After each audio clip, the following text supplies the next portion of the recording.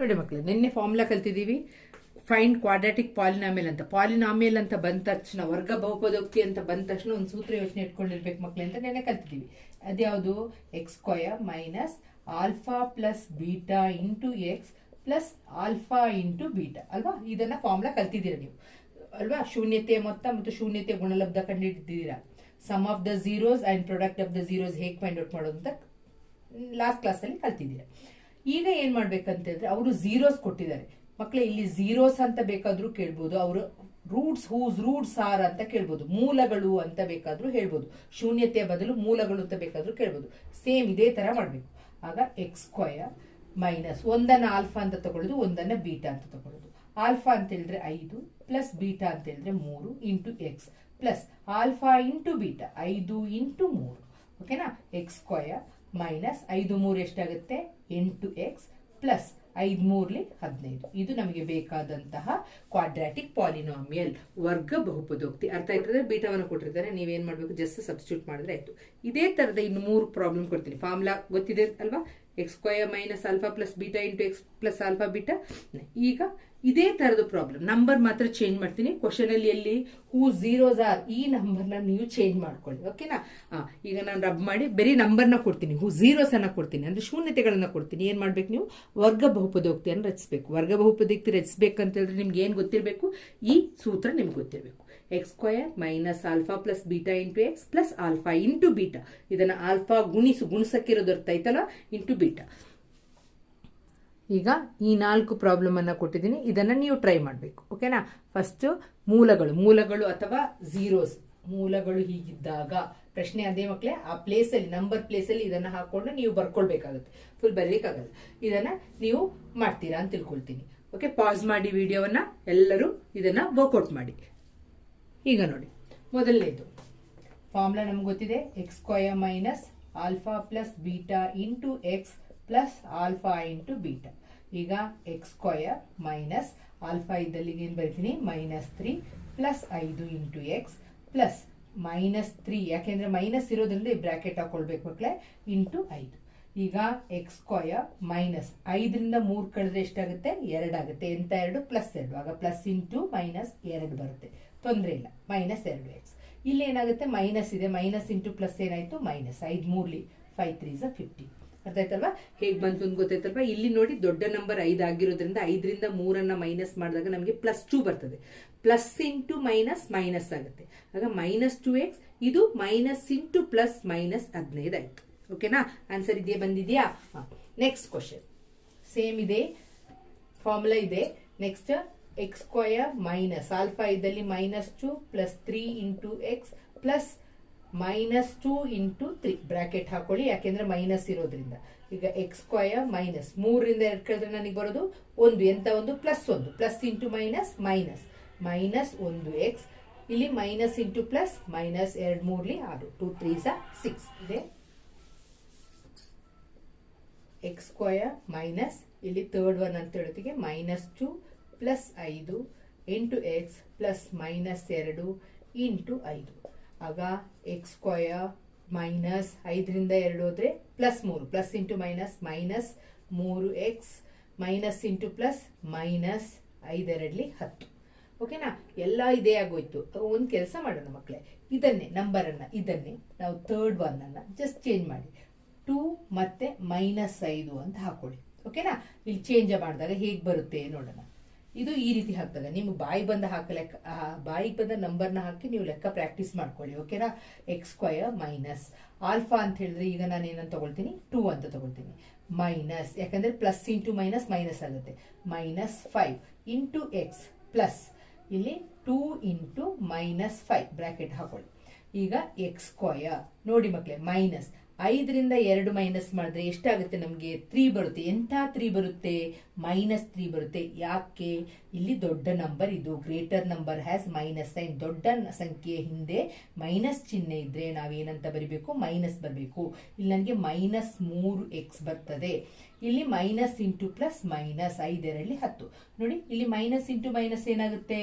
Plus ಆಗುತ್ತೆ. +3x -10. ಅರ್ಥ ಆಯ್ತಲ್ಲ ಮಕ್ಕಳು? ಯಾಕೆ ಇದು ಮಾಡಿದೆ ಅಂತ ಹೇಳಿದ್ರೆ, ಎಲ್ಲಾ ಮೈನಸ್ ಬರೋದೇ ಇದ್ದಿದ್ರಿಂದ ಹೀಗೆ ಒಂದು ವೇಳೆ ಮೈನಸ್ ಬಂದಾಗ ದೊಡ್ಡ ಸಂಖ್ಯೆಯಿಂದ ಮೈನಸ್ ಬಂದಾಗ ಕಳಿಬೇಕಾದ್ರೆ 5ರಿಂದ 2 ಕಳಿಬೇಕಾದ್ರೆ 3 ಬರ್ತದೆ.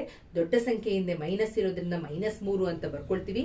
ಇಲ್ಲಿ ಮೈನಸ್ ಇಂಟು ಮೈನಸ್ ಏನಾಗುತ್ತೆ, ಪ್ಲಸ್ ಆಗುತ್ತೆ. ಪ್ಲಸ್ 3x ಮೈನಸ್ 10, ಇದು ಮೈನಸ್ 10 ಇದು ಗೊತ್ತು. ಪ್ಲಸ್ ಇಂಟು ಮೈನಸ್ ಮೈನಸ್ಸೇ ಬರುತ್ತೆ. Next fourth one, x square minus alpha plus beta into x plus alpha into beta.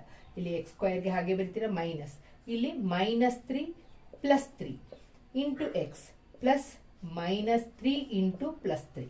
ಈಗ ನೋಡಿ ಮಕ್ಕಳೇ, ಇದನ್ನ ಮೈನಸ್ ಮಾಡಿದಾಗ 3 ಇಂದ 3 ಹೋದ್ರೆ 0 ಇಂಟು ಎಕ್ಸ್ ಏನ್ ಬರುತ್ತೆ, 0 ಬರುತ್ತೆ. ನಿಮಗೆ 0 ಬಂದಾಗ ನಮ್ಗೆ ಬಿಟ್ಬಿಡೋಣ ಅದನ್ನ. ಮೈನಸ್ ಇಂಟು ಪ್ಲಸ್ ಮೈನಸ್, 3 ಎಷ್ಟಾಯ್ತು, 9 ಆಯ್ತು. ಅರ್ಥ ಆಯ್ತಾ ಮಕ್ಕಳೇ ಇದನ್ನ? ಈಗ ನೆಕ್ಸ್ಟ್ ಕ್ವಶನ್, ಲಾಸ್ಟ್ ಒನ್. ಇಲ್ಲಿ 2 ಪ್ಲಸ್ ಇದೆ, ಆಗ ಹೇಗೆ ಅಂತ ನೋಡಿ. 3 plus 4 into x plus 3 into 4, ಆಗ ಎಕ್ಸ್ ಸ್ಕ್ವಯರ್ ಮೈನಸ್ 4 3 ಎಷ್ಟಾಗುತ್ತೆ, 7x ಪ್ಲಸ್ 4 3 12. ಓಕೆ, ಇಷ್ಟು ನಮಗೆ ಓಕೆ ಈಸಿ ಇರುವಂಥದ್ದು. ಇಷ್ಟನ್ನು ನಿಮ್ಗೆ ಎಲ್ಲರಿಗೂ ಇದು ಇಷ್ಟು ಬಂದಿರ್ತದೆ ಅಂತ ತಿಳ್ಕೊಳ್ತೀನಿ. ಈ ಕ್ವಶನ್ಗೂ ಪ್ರೀವಿಯಸ್ ಕ್ವಶನ್ಗೂ ಇರೋ ವ್ಯತ್ಯಾಸನ ಕರೆಕ್ಟಾಗಿ ಅರ್ಥ ಮಾಡ್ಕೋಬೇಕು. ಇಲ್ಲಿ sum of the zeros, product of the zeros ಕೊಟ್ಟಿದ್ದಾರೆ. ಮೂಲಗಳ ಮೊತ್ತ ಮತ್ತು ಗುಣಲಬ್ಧವನ್ನು ಕೊಟ್ಟಿದ್ದಾರೆ. ನಮಗೆ ವರ್ಗ ಬಹುಪದೋಕ್ತಿ ಮಾಡಿ ಕ್ವಾಡ್ರಾಟಿಕ್ ಪಾಲಿನಾಮಿಯಲ್ ಅಂತ ಹೇಳಿದ್ರೆ ಫಾರ್ಮುಲಾ ಸೇಮ್ ನಮಗೆ ಗೊತ್ತಿದೆ. X square minus alpha plus beta into x plus alpha into beta ಅಂತ ಗೊತ್ತಿದೆ ಫಾರ್ಮುಲಾ. ಇಲ್ಲಿ ನಮಗೆ ಸಮ್ಮೆ ಕೊಟ್ಬಿಟ್ಟಿದ್ದಾರೆ. ಅಲ್ಲಿ ಮೊದಲು ಝೀರೋಸ್ ಕೊಟ್ಟಾಗ ನಾವು ಒಂದಕ್ಕೆ ಆಲ್ಫಾ ಇನ್ನೊಂದಕ್ಕೆ ಬೀಟಾ ಅಂತ ತಗೊಂಡು ಪ್ಲಸ್ ಮಾಡಿ ಇಲ್ಲಿ ಮಲ್ಟಿಪ್ಲೈ ಮಾಡಿ ಬರೀತಿದ್ವಿ. ಇಲ್ಲಿ ಹಾಗೇನಿಲ್ಲ, ಜಸ್ಟ್ ಝೀರೋಸ್ ಅಂತ ಕೊಟ್ಟಿದ್ದಾರೆ, ಅಲ್ಲ ಸಮ್ ಕೊಟ್ಟಿದ್ದಾರೆ, ಪ್ರಾಡಕ್ಟ್ ಕೊಟ್ಟಿದ್ದಾರೆ. ಮೂಲಗಳ ಮೊತ್ತ ಮತ್ತು ಗುಣಲಬ್ಧ. ಮೊತ್ತ ಅಂತ ಹೇಳಿದಾಗ ಇದನ್ನಿಷ್ಟ ಜಾಗದಲ್ಲಿ ಏನು ಬರೀತೀರಾ, 4 ಅಂತ ಬರೀತೀರಾ. 4 into x plus alpha into beta ಅಂತ ಹೇಳಿದಾಗ ಪ್ರಾಡಕ್ಟ್ ಎಷ್ಟು ಕೊಟ್ಟಿದ್ದಾರೆ, ಗುಣಲಬ್ಧ ಎಷ್ಟು ಕೊಟ್ಟಿದ್ದಾರೆ, 1. ಇಷ್ಟು ಬರೆದ್ರೆ ಆಯ್ತು. ಈಸಿ ಇದೆ ಅಲ್ವಾ? ವ್ಯತ್ಯಾಸ ಇದೆ ಮಕ್ಕಳೇ. ಪುನಃ ನೀವೇನ್ ಮಾಡಿ, ಪುನಃ ಒಂದನ್ನ ಆಲ್ಫಾ ಅಂತ ತಗೊಂಡು ಒಂದು ಬೀಟಾ ಅಂತ ತಗೊಂಡು ಇಲ್ಲ ಪ್ಲಸ್ ಮಾಡ್ಲಿಕ್ಕೆ ಹೋಗ್ಬೇಡಿ. ಯಾಕೆ ಅಂತ ಹೇಳಿದ್ರೆ ಇಲ್ಲಿ ಆಲ್ರೆಡಿ ಪ್ಲಸ್ ಮಾಡಿ ಕೊಟ್ಟಿದ್ದಾರೆ. Sum of the zeros and product of the zeros ಅಂತ ಕೊಟ್ಟಿದ್ದಾರೆ. ಮೂಲಗಳ ಮೊತ್ತ ಮತ್ತು ಗುಣಲಬ್ಧವನ್ನು ಕೊಟ್ಟು ವರ್ಗ ಬಹುಪದೋಕ್ತಿ. ಇದು ಡೈರೆಕ್ಟ್ ಕ್ವಶನ್, ಇದು ಒನ್ ವರ್ಡ್ ಆನ್ಸರ್ ಕೇಳುವಂಥದ್ದು. ಆಗ ನಿಮಗೆ ಇದಕ್ಕೂ ಮತ್ತು ಮೊದಲನೇ ಕ್ವಶನ್ ಅಲ್ಲಿ ಝೀರೋಸ್ ಅನ್ನು ಕೊಟ್ಟಿದ್ದಾರೆ, ಶೂನ್ಯತೆಗಳನ್ನ ಕೊಟ್ಟು ನಿಮಗೆ ವರ್ಗ ಬಹುಪದೋಕ್ತಿ ರಚಿಸಿ ಕ್ವಾಡ್ರಾಟಿಕ್ ಪಾಲಿನಾಮಿಯಲ್ ಮಾಡಿ ಅಂತ ಹೇಳಿದ್ದಾರೆ.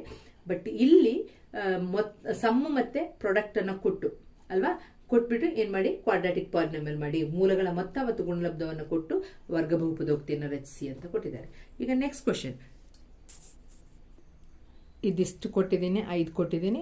ಇದನ್ನು ನೀವು ಟ್ರೈ ಮಾಡಿ, ಪಾಸ್ ಮಾಡಿ ಟ್ರೈ ಮಾಡಿ. ಓಕೆ, ಈಗ ನಾನು ಫಸ್ಟ್ ಒನ್ ನಿಮಗೆ ಗೊತ್ತಾಗ್ಲಿಕ್ಕಿಲ್ಲ. ಈಗ ಫಸ್ಟ್ ಒನ್ ಮತ್ತು ಫಸ್ಟ್ ಒನ್ ಮಾಡ್ತೀನಿ. ಈಗ ಫಸ್ಟ್ ಒನ್ ಥರನೇ ಫಿಫ್ತ್ ಒನ್ನು ಇರುತ್ತೆ. ಟ್ರೈ ಮಾಡಿ ಪಾಸ್ ಮಾಡಿ ಟ್ರೈ ಮಾಡಿ, ಆಮೇಲೆ ವಿಡಿಯೋನ ಕಂಟಿನ್ಯೂ ಮಾಡಿ. ನೋಡಿ, ಫಸ್ಟ್ ಫಾರ್ಮುಲಾ ಗೊತ್ತಿದೆ. X square minus alpha plus beta into x plus alpha into beta. ಈಗ ಎಕ್ಸ್ ಸ್ಕ್ವಯರ್ ಮೈನಸ್, ಈಗ ಸಮ್ ಎಷ್ಟು, 1/4 ಇಂಟು ಎಕ್ಸ್ ಪ್ಲಸ್ ಇಲ್ಲಿ -1 ಅಂತ ಬರ್ತೀರಾ.